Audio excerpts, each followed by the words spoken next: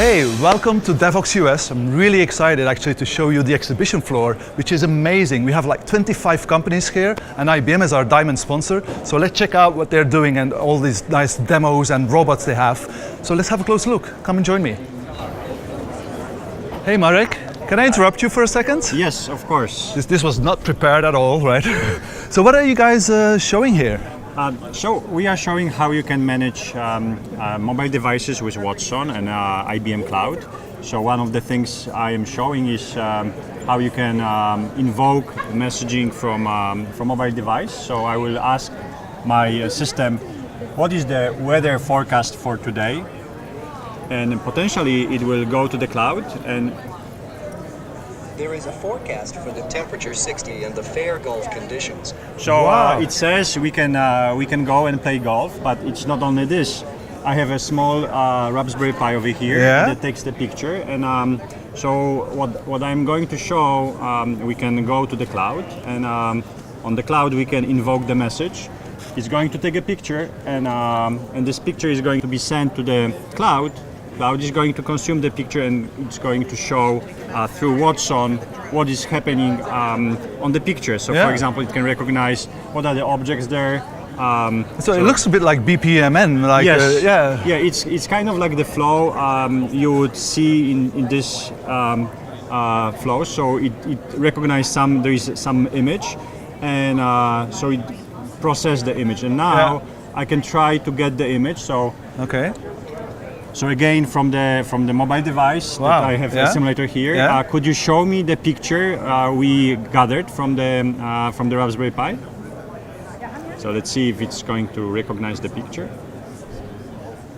So it found the picture, and now it's going to get the picture from the database, and potentially we will see how it looks like on the mobile device we are having here. So it's very shady picture because I was probably moving. But so we have entire design here. Tomorrow I have a talk how you can manage through mobile device robots, home robots with Watson. So what we'll do, we'll add your talk link on YouTube to the notes, so people, if you're interested in this stuff, will actually be able to show it, and you can watch his talk then online. Awesome, right? awesome. Great. Well, thank you very much, man. Thank you very much. So they got some other cool stuff. Let's see. I see some robots. Let's have a look at that. Hey, hello. Hello, how are you? I'm very good. You guys have an awesome booth. This is really very impressive, but my eye immediately went to this robot. Great. What does it do? So this is TJ Robot. It's a car robot where the brain is actually a Raspberry Pi. So you can actually build it to do almost anything you want. Right now we have it where we set up speech to text, so you can give it a command, and then we use a service called Conversation. So it would do what you want it to do, like turn on the lights, or you can actually have a conversation and have to do multiple things. Cool. Can you show a demo? Is it? And by the way, what's the candy? Is it related to the candy? No, candy is a separate one. So if you want to say something, here's a demo. So if you say something to it. Hi, I'm Stefan Janssen and I'm Devoxx US. Okay, so let's see what happens. So depending on what you say, if it's something that it thinks is positive, it will give you chocolate. Nice. If it thinks it's negative, it's going to give you sour candy. So it's one of the services that Watson calls sentiment analysis. Yes, I've used that one. It's really cool. Exactly. And then can you show the robot? Sure. So the robot right now, we don't have the actually Wi-Fi connected right this moment. All right. So what typically we would do is disco light, and this will turn on as a disco light flashing. And are you guys giving this away as well? I saw this boards here. Let me just. Yes. So this is a robot. This is one that you can build, but we actually have this little cardboard here. Oh, nice. That you can take home and build yourself. And we have a raffle that we're going to give you the Raspberry Pi. That's the brain to go with it. That's pretty cool. So, I think my son will like this. Yes. I'll come back. Okay, perfect. Thank you very much. Thank you. Nice to meet you. Likewise.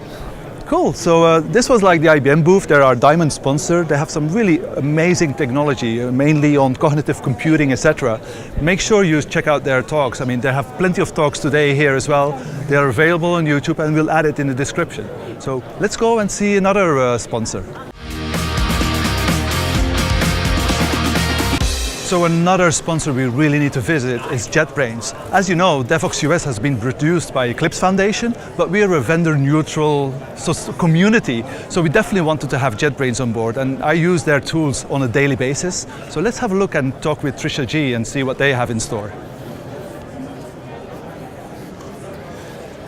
Hey Trish. Hey, how you doing? I'm good. So Trish, first of all, thank you for your support. No problem at all. I love your products. I use it on a daily basis. But I heard last night you actually had a new release of Yes. an IDE of IntelliJ. Yep, IntelliJ IDEA 2017.1 came out today.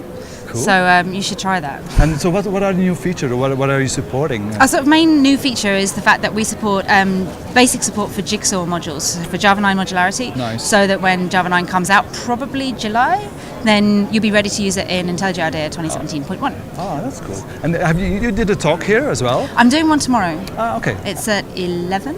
All right. I'm going to say. Well, we can add your talk to the notes, right? Okay. So people will be able to see it. And what is it about? Java 9.